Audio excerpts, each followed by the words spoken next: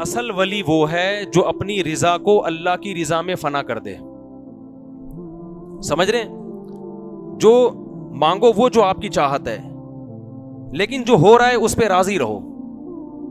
مانگو وہ جو آپ کی دل کی چاہت ہے. یہ نہیں مانگو کہ اللہ تو جو ہے نا جس طرح سے چاہتا ہے بس ویسا ہی کر دے. یہ عبدیت کے خلاف ہے. ہم بھکاری ہیں. بھکاری کبھی کسی کے پاس آ کے بولے سیٹھ صاحب سے کہ آپ کا دل چاہتا ہے تو پیسے دے دیں, نہیں چاہتا تو آپ نہ دیں, آپ کی مرضی ہے. وہ دے گا ہی نہیں, وہ سمجھے گا بہت بڑا سیٹھ ہے یار یہ تو, بلکہ وہ الٹا قرضہ مانگے گا آپ سے, یار 20 روپے مجھے دے دو بھائی تم. بھکاری اپنی حاجت شو کرتا ہے. بھکاری یہ بتاتا ہے کہ میرے ہوتا بھی ہے نا تو کہتے ہیں میرے پاس کچھ بھی نہیں ہے, مر رہا ہوں میں. اللہ چاہتے ہیں کہ میرے سامنے بھکاری بن کے بیٹھا کرو, سیٹھ بن کے, کہ اللہ ویسے تو ایسا مسئلہ ہے کہ کچھ ضرورت ہی نہیں ہے. ہاں شکر کے طور پہ تو یہ کہو کہ کچھ ضرورت نہیں ہے, لیکن یہ کہو کہ اللہ تو نے مجھے ہر نعمت دی ہے, مگر میں کم بخت نالائق کمزور اتنا ہوں کہ جب تک مزید نعمتیں مجھے نہ ملے, مجھے یہ میری نالائقی ہے, مجھے اور چاہیے, تاکہ ناشکری بھی نہ ہو نا. اے اللہ تو نے مجھے بہت نوازا ہے, تیری نعمتوں کے سمندر میں ڈوبا ہوا ہوں, مگر ہوں بھکاری تیرے در کا, مستغنی نہیں ہوں, مجھے اور چاہیے, کیونکہ میں بڑا نالائق ہوں. میں تھوڑی سی بھی ٹینشن میں مجھ سے برداشت بولو نہیں ہوتی, ساری چاہتیں دے دے بس تو. حدیث میں آتا ہے اللہ سے یوں دعا نہ مانگو کہ اللہ اگر تو چاہتا ہے تو میری حاجت پوری کر دے, نہیں چاہتا تو رہنے دے. یہ نہیں مانگو, کیونکہ اللہ پہ زبردستی تو کوئی بھی نہیں کر سکتا. تو ہم نے تو بھکاری بن کے اللہ کو دکھانا ہے کہ اللہ میری تو کام تو نے کرنا ہے. ایوب علیہ السلام جب بیمار ہوئے نا تو ان پہ جب شفا ملی ہے تو سونے کی ٹڈیوں کی بارش ہوئی ہے, تو وہ فوراً جمع کرنے لگے کہ ایک بھی ٹڈی رہ نہ جائے, سونے کے نا اتنے وہ. تو اللہ نے کہا کہ اے ایوب تو پیغمبر ہے, میں تو تجھے اس سے مستغنی کیا, تجھے مال دیا, تو ایک بھی نہیں چھوڑ رہا. تو ایوب علیہ السلام نے کہا اللہ میں تیری رحمت سے مستغنی بولو نہیں, بہت دیا ہے لیکن اگر تو مزید دے رہا ہے تو اور چاہیے. یہ ایسا ہی ہے جیسے آپ کے کوئی بڑے ہوں اور وہ آپ کو ہدیے میں 5,000 گفٹ کریں, آپ کہیں یار میری تنخواہ 50,000 ہے, یہ 5,000 رکھو, مجھے ان ٹکڑوں کی ضرورت نہیں ہے. اس کو غصہ آئے گا نا. وہ تو بھائی 5,000 کیا 5 روپے بھی دے رہا ہے, آپ ایسے دونوں ہاتھوں سے لوگے, تمیز سے آنکھوں پہ لگاؤ گے, حضرت بہت نوازی, بڑی قیمتی چیز ہے, ایسے کہو گے نا. تو ایوب علیہ السلام پہ سونے کی ٹڈیوں کی بارش ہوئی, ایوب علیہ السلام نے ایک بھی نہیں چھوڑی. صحیح ہے نا, ایک بھی نہیں چھوڑی. موسیٰ علیہ السلام نے جب دونوں لڑکیوں کو پانی پلایا نا کنویں پہ, تو پانی پلانے سے تو نیت اللہ کی رضا تھی, کوئی مفاد بولو نہیں تھا, لیکن دل میں ایک بات پیدا ہوئی کہ بھئی میں مسافر ہوں, نہ میرے کھانے کا انتظام, نہ پینے کا انتظام, نہ کوئی ٹھکانہ, تو شاید ہی اپنے ابا کو جا کے کہیں کہ ایک بندے نے ہماری خدمت کی ہے, شاید وہ کچھ پیسے دے دے مجھے, شاید وہ کچھ کھانا وانا کھلا دیں. تو ان سے تو نہیں کہا, مخلوق کے سامنے ہاتھ نہیں پھیلایا, کیونکہ پھر یہ خدمت نہیں ہوئی نا, یہ تو مفاد ہو گئے. دل میں جب خیال آیا تو اللہ سے کیا کہا کہ اللہ ان سے امیدیں نہیں ہیں مگر تجھ سے امیدیں ہیں, اور اگر ان کے دل میں کوئی ایسی بات آتی اور مجھے کچھ اجرت مل جائے تو میں تیری رحمت سے مستغنی نہیں ہوں. ربی انی لما انزلت الی من خیر فقیر.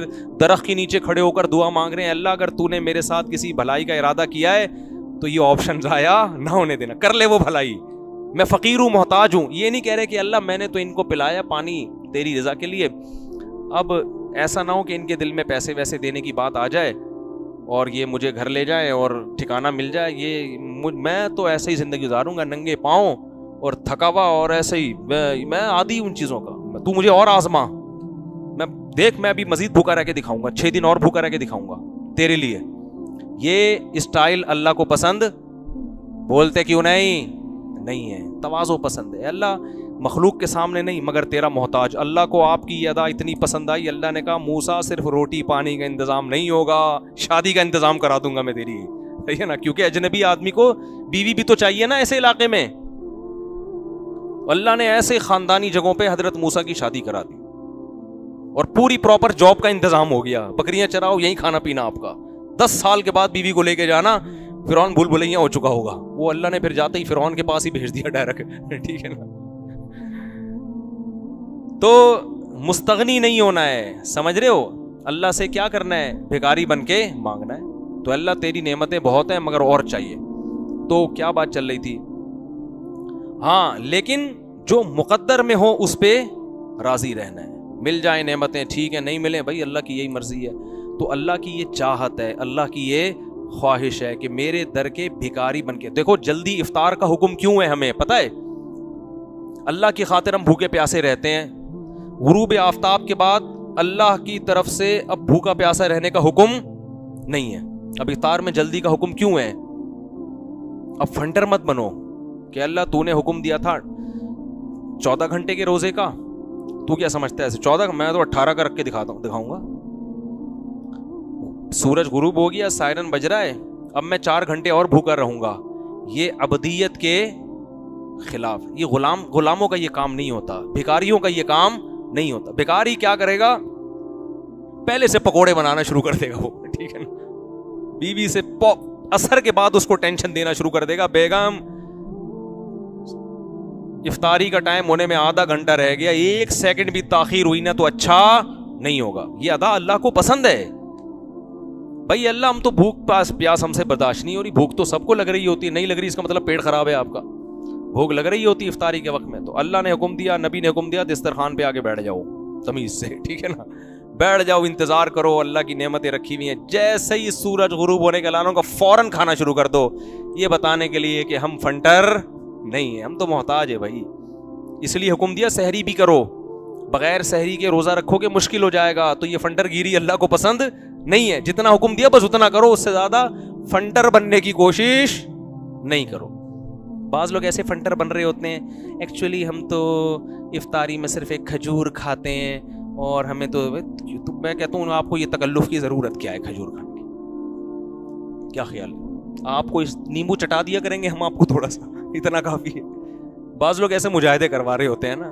میں کہتا ہوں بھائی ہم تو کھاتے ہیں تمیز سے یار, ہاں غلط چیزیں نہ کھائیں, ٹھیک ہے. مزہ آتا ہے خدا کی قسم, ہر لقمے پہ مزہ آتا ہے, ایسا رگیں تر ہوتی ہیں. ہمارے نبی کیا دعا مانگتے تھے افطاری کے بعد؟ ذهب الظما, پیاس چلی گئی, وابتلت العروق, رگیں تر ہو گئیں, یہ مزے الگ. وثبت الاجر انشاء اللہ, اور اللہ نے چاہا تو روزے کا اجر بھی اعمال میں لکھ دیا گیا. ایک بہت بڑی نیکی ہمارے میزان کے ترازو میں لا کے اللہ نے ڈال دی ہے. حضرت حکیم اختر صاحب رحمہ اللہ تعالیٰ فرمایا کرتے تھے, جب عید کا چاند نظر آیا کرے نا تو رونا دھونا نہیں کیا کرو, ہائے ہائے ہائے رمضان چلا گیا, ہائے ہائے ہائے ہائے رمضان یہ ہو گیا. اللہ خوشی دلا رہا ہے کہ بھائی 1 مہینے کی ٹینشن تھی ختم ہو گئی, اب کھاؤ پیو موج مستی کرو, اب کھاؤ پیو, یہ اللہ نے ثواب لکھ دیا تو خوش ہو جاؤ. حکیم اختر صاحب فرماتے تھے اعتکاف کی رات جب چاند نظر آئے نا, اعتکاف ختم, خوشی خوشی گھر جایا کرو. بہت فنٹر بن رہے ہوتے ہیں. ایک صاحب مجھے کہنے لگے 1 روزہ کھا گئے وہ, میں نے کہا رکھ لے تو بھائی 1 روزہ, اگر کھا گئے تو کل رکھ لے دوبارہ, تجھے کس نے منع کیا؟ عید کے بعد 1 رکھ لینا, نہ رکھ رہا ہے بس ایسی ہی بات. چاند نظر آئے بھائی خوشی. ہاں ایک رمضان سے ایک محبت ہو جاتی ہے, اس کی وجہ سے اگر لاشعوری طور پہ رونا آ رہا ہے وہ تو اچھی بات ہے, وہ تو ایمان کی علامت. لیکن بیٹھ کے پروگرام ہو رہا ہوتا ہے بعض لوگوں کا رونے کا, ہائے یہ کیا ڈائلاگ چل رہے ہوتے ہیں, تو ہائے ہوئے کرنے کی ضرورت نہیں ہے. خوشی کا دن ہے بھائی, خوشی مناؤ. جب اللہ نے کہا روزہ رکھو, دیکھو کیسی تراویح شارٹ ہوتی ہے نا. اگر چاند کا اعلان نہیں ہوا اور 10 رکعت تراویح پڑھ چکے تھے آپ, 12 رکعت پڑھ چکے تھے, جیسے ہی اعلان ہوا 13ویں رکعت کی امام کو اجازت نہیں ہے کہ بھائی جو مجاہدہ تھا اللہ کی طرف سے کیا ہو گیا, ختم. ہمارے والد صاحب بتاتے تھے ایوب خان کے دور میں, یہ ہلال کمیٹی نہیں تھی نا صدر ایوب خان کے دور میں, تو چاند کا بڑے گھبلے ہوتے تھے. ایک دن عید کے دن اعلان ہوا ہے کہ آج عید ہے, یعنی 30واں روزہ رکھا ہوا تھا, 11 بجے اعلان ہوا کہ چاند نظر آ گیا تھا رات, تو سب نے فوراً 11 بجے روزہ توڑا ہے. کیوں توڑا بھائی؟ علماء نے کہا روزہ رکھنا کیا ہے, حرام. کیوں توڑا؟ اس لیے کہ آج اگر روزہ رکھا تو اللہ نے تو روزے ختم کر دیا, آپ اللہ سے آگے نکلنے کی کوشش کر رہے ہو. اسی وجہ سے عید کا روزہ کیا ہے, حرام ہے. اور ہمارے نبی عید کے دن عید الفطر میں صبح کھا کے آیا کرتے تھے, حالانکہ آپ ناشتہ نہیں کرتے, لیکن عید کے دن پہلے کھاتے تھے, یہ بتانے کے لیے کہ آج ہمارا روزہ نہیں ہے, ہم پہلے کھائیں گے.